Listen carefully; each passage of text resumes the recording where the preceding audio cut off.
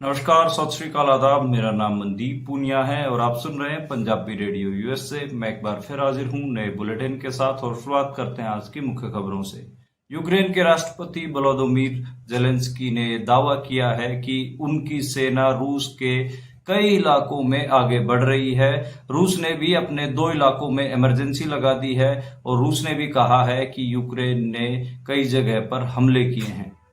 बांग्लादेश में हुए तख्तापलट के बाद वहां की अंतरिम सरकार ने फैसला लिया है कि जुलाई महीने में चले आरक्षण विरोधी आंदोलन में जितनी भी मौतें हुई हैं उनकी जांच इंटरनेशनल क्रिमिनल ट्राइब्यूनल कोर्ट में करवाई जाएगी। दिल्ली की तिहाड़ जेल में बंद दिल्ली के मुख्यमंत्री अरविंद केजरीवाल को आज सुप्रीम कोर्ट से अंतरिम जमानत नहीं मिली है।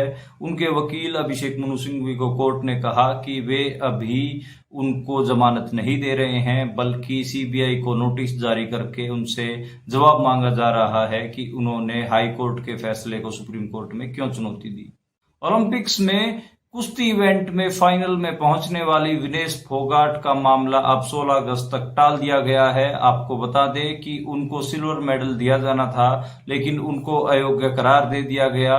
उनका मामला 13 अगस्त को उनकी सुनवाई होनी थी, लेकिन अब उनका मामला 16 अगस्त को उनके मामले में फैसला सुनाया जाएगा। हरियाणा में राज्यसभा चुनाव को लेकर आज नामांकन शुरू हो गए हैं। आपको बता दें कि नामांकन 21 अगस्त तक चलते रहेंगे। हरियाणा में कांग्रेस और बीजेपी के पास इक्विवेलेंट सीटें हैं, यानी कि बराबर की सीटें हैं, और कांग्रेस को डर है कि उनके बहुत सारे विधायक भीतरघात करके बीजेपी के उम्मीदवार को जितवा सकते हैं। हालांकि अभी दोनों पार्टियों ने ही अपने उम्मीदवारों का डिस्क्लोजर नहीं किया है। कल 15 अगस्त को भारत के स्वतंत्रता दिवस के दौरान पंजाब और हरियाणा के किसानों ने ट्रैक्टर रोस परेड निकालने का फैसला लिया है, जिसका मुख्य कारण ये है कि पिछले 5 महीने से किसान आंदोलन कर रहे हैं, लेकिन उनकी मांगों को लेकर सरकार एकदम चुप्पी साधे हुए है। गूंगी बहरी सरकार को सुनाने के लिए किसान ट्रैक्टर मार्च निकालेंगे।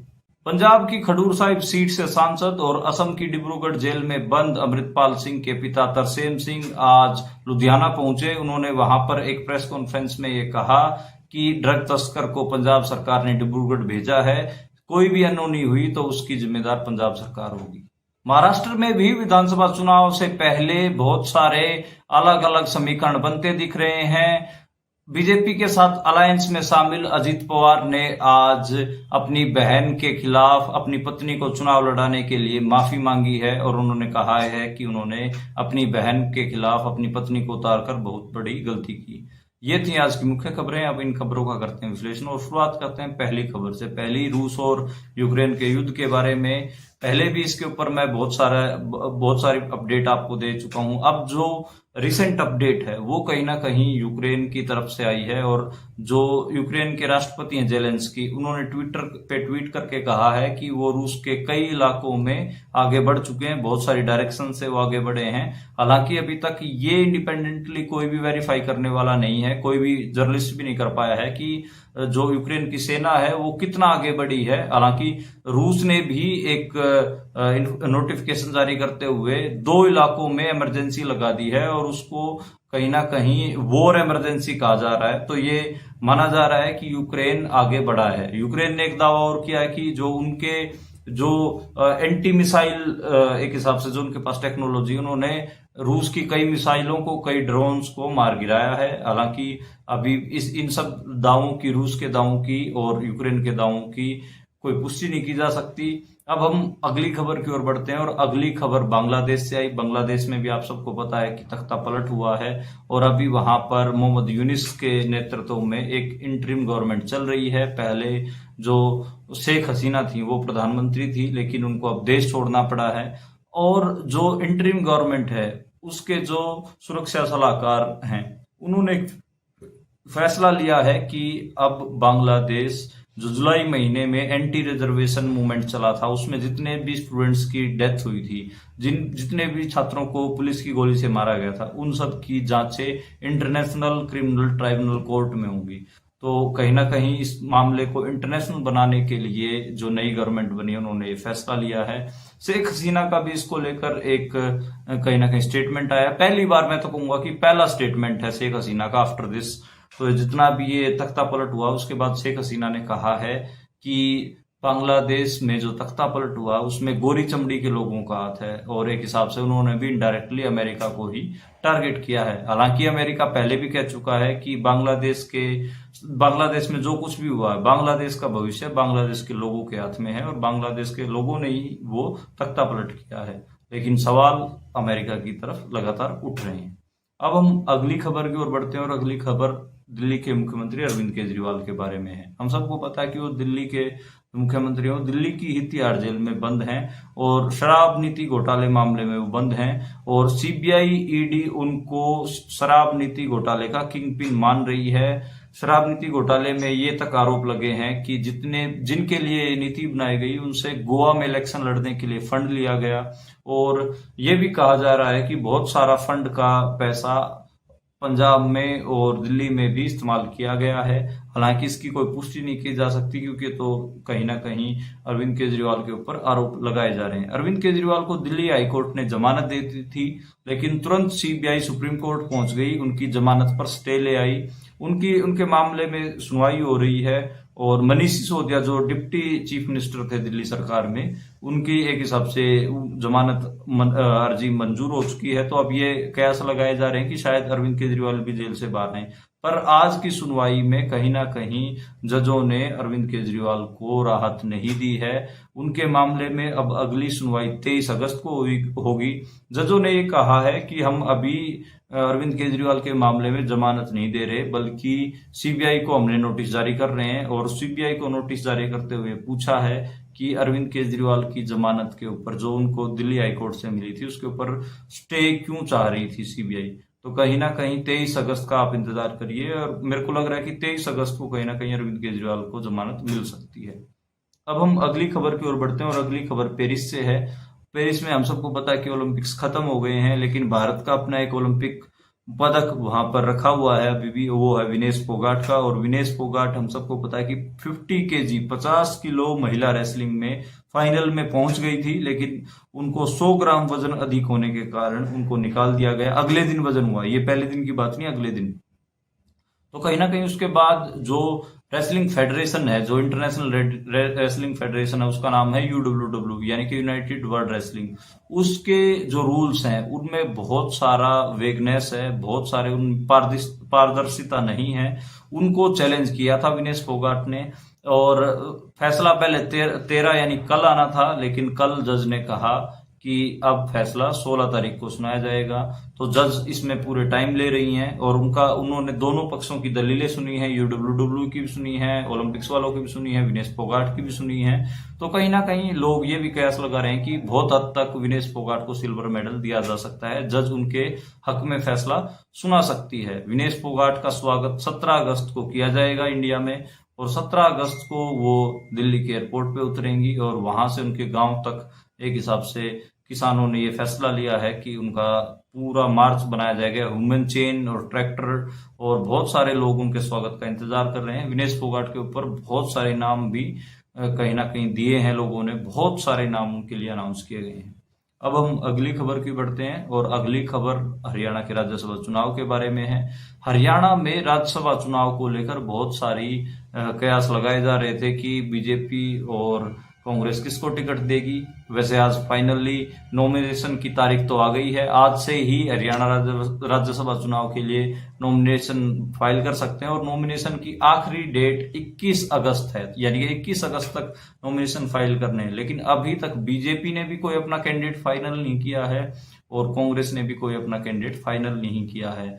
और एक बात और बता दूं कि दोनों के पास बराबर के ही विधायक हैं, तो अब की बार जो मुकाबला है वो बड़ा कांटे का होने वाला है, और बहुत हद तक कहीं ना कहीं जो बीजेपी है इस राज्यसभा चुनाव में वो जीतने वाली है। उसका एक कारण तो सीधा सा यही है कि कांग्रेस में एकता नहीं है। कांग्रेस के बहुत सारे विधायक पहले भी क्रॉस वोटिंग करते रहे हैं, और अब भी उम्मीद लगाई जा रही है कि कयास लगाए जा रहे हैं कि कांग्रेस के विधायक क्रॉस वोटिंग करेंगे। कांग्रेस में हरियाणा में बहुत सारे गुट हैं, एक कुमारी शैलजा का गुट है, एक भूपेंद्र हुड्डा का गुट है, एक रणदीप सुरजेवाला का गुट है। तो इस किस्म से एकता नहीं हो पाती, बहुत सारे विधायक अपने निजी फायदों के लिए भी क्रॉस वोटिंग करते हैं। अब हम अगली खबर की ओर बढ़ते हैं, और अगली खबर भी हरियाणा से ही है। हरियाणा के चरखी दादरी जिले में किसानों का जो फसल बीमा है उसको आगे से अब रिलायंस कंपनी करेगी। इसको लेकर किसानों में रोष भी है और इसकी जानकारी हरियाणा सरकार ने नोटिफिकेशन निकाल के दी है। ठीक है कि आप एक प्राइवेट कंपनी को आप दे रहे हो टेंडर निकाल के कि आप इस इलाके के फसल बीमा योजना आप करिए, प्रीमियम राशि आप काटिए, पर आपको सरकारी नोटिफिकेशन जारी करने की क्या जरूरत है? तो कहीं ना कहीं सरकारी नोटिफिकेशन आना इस चीज को लेकर काफी लोग इसके ऊपर सवाल भी कर रहे हैं और कह रहे हैं कि हरियाणा में क्या, जैसे पंजाब में इन्होंने अडानी को घुसाया था, क्या हरियाणा में इन्होंने रिलायंस को घुसाने की पूरी तैयारी कर ली है क्या? तो रिलायंस को लेकर बहुत सारे सवाल उठ रहे हैं कि किसानों के एग्रीकल्चर फील्ड में अडानी और अंबानी क्यों आना चाहते हैं। इसको लेकर बहुत सारे सवाल हैं। 3 कृषि कानूनों के खिलाफ जो लड़ाई हुई उसमें भी आप सबको पता है कि किसानों ने अडानी और अंबानी को दोनों को टारगेट किया था और दोनों की नजरें हैं, क्योंकि पंजाब और हरियाणा के पास ही सबसे ज्यादा फर्टाइल जमीन है और इस खित्ते में सबसे ज्यादा अनाज भी इन्हीं के पास होता है और बाकी की फसलें भी बहुत अच्छी इन्हीं के पास होती हैं। तो इनकी जमीनों पे नजर तो है, इसी वजह से रिलायंस इंडस्ट्रीज के पैर फंसाए जा रहे हैं। अगली खबर की ओर बढ़ते हैं और अगली खबर जो आपने सुना था कि हरियाणा के उन पुलिस वालों को गैलेंट्री अवार्ड दिए जाएंगे जिन्होंने किसानों को रोकने का काम किया था, अब उनका नाम खारिज कर दिए। केंद्र सरकार ने उनके नाम खारिज किए हैं। वो नाम उन्होंने भलमनसत में खारिज नहीं किए हैं कि भलाई के कारण खारिज कर दिए, अपने मन से ही सोच के नहीं। किसानों ने उसके लिए प्रोटेस्ट किए, हर जिले में प्रोटेस्ट हुए, उन पुलिस वालों के खिलाफ भी बड़े प्रोटेस्ट हुए। इसके कारण केंद्र सरकार को अपना फैसला वापस लेना पड़ा है। हालांकि पंजाब के 7 अधिकारियों को आप गैलेंट्री अवार्ड मिलेंगे, तो वो एक अलहदा मामला है। खैर, अब हम इस जो पुलिस गैलेंट्री अवार्ड मिलते हैं उनके बारे में तो क्या ही कमेंट करें, क्योंकि हम सबको पता है कि जो सरकार की सेवा ज्यादा करते हैं पुलिस वाले, ज्यादा चमचियां मारते हैं, उनको गैलेंट्री अवार्ड दे देते हैं, और जो एंटी पीपल ज्यादा काम करते हैं उनको गैलेंट्री अवार्ड ज्यादा दिया जाता है। तो मैं अगर ज्यादा बोलूंगा तो पुलिस कहेगी कि ये देखो कि हमारा मनोबल गिराने के लिए लोग कैसी कैसी बात कर रहे हैं। लेकिन पुलिस जिस हिसाब से काम करती है इंडिया में, उसको बहुत सारे उसके खिलाफ बहुत सारे क्वेश्चन खड़े होते हैं और इंडिया में पुलिसिंग के रिफॉर्म्स की बहुत ज्यादा जरूरत है। अब हम अगली खबर की ओर बढ़ते हैं और अगली खबर पंजाब से आई है। पंजाब में जो किसान जत्थेबंदियां हैं उन्होंने 2 किस्म के फैसले लिए हैं। जो खनौरी बॉर्डर और शंभू बॉर्डर पे बैठे हैं उन्होंने स्वतंत्रता दिवस मनाने का फैसला नहीं लिया है। उन्होंने कहा है कि हम इसको रोष दिवस के तौर पर मनाएंगे और एमएसपी ना दिए जाने के कारण और हमारे किसान आंदोलन के 5 महीने हो जाने के कारण हम जिलेवार ट्रैक्टर रैलियां निकालेंगे। और जो जत्थेबंदियां इस आंदोलन में शामिल नहीं है उन्होंने फैसला लिया है कि वो आम आदमी पार्टी के विधायकों को, मंत्रियों को काले झंडे दिखाएंगी। भगवंत मान को भी काले झंडे दिखाए जाने की बात कही जा रही है। लेकिन कल का दिन देखते हैं कि कौन कौन सी किसान जत्थेबंदियां बाहर निकलती हैं और किस किस्म के एक्शन करते हैं। शायद जो बॉर्डरों पर जो किसान जत्थेबंदियां बैठी हैं उनकी कमिटमेंट तो मुझे सॉलिड लग रही है। उसका रीजन ये है कि उन्होंने तो तैयारियां भी शुरू कर दी हैं, एडवाइजरी जारी कर दी है। एक ट्रैक्टर मार्च जो पंजाब का बाघा बॉर्डर वहां से शुरू होकर अमृतसर तक आएगा, तो उस ट्रैक्टर मार्च पे भी सभी की निगाहें हैं, क्योंकि प्रशासन अलर्ट हो गया है। बहुत जगह नाकेबंदी की गई है और जो प्रशासन है वो चाह रहा है कि इस किस्म के मार्च ना निकल पाए।